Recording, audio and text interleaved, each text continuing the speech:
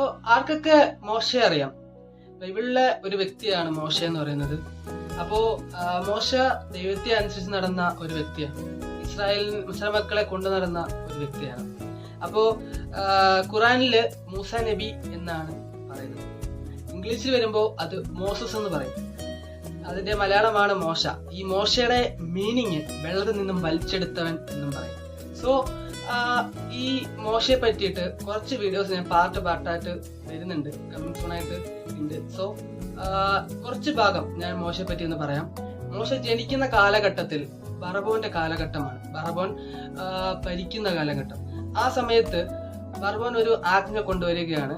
ആദ്യമേ ജനിക്കുന്ന ആൺകുഞ്ഞാണെന്നുണ്ടെങ്കിൽ അതിനെ കൊന്നുകളയണം. അവിടുത്തെ അമ്മമാർക്ക് ആൺകുഞ്ഞാ ജനിക്കുന്നുണ്ടെങ്കിൽ അതിനെ കൊന്നുകളയണം, അല്ലെങ്കിൽ പുഴയിൽ എറിഞ്ഞു കളയണം.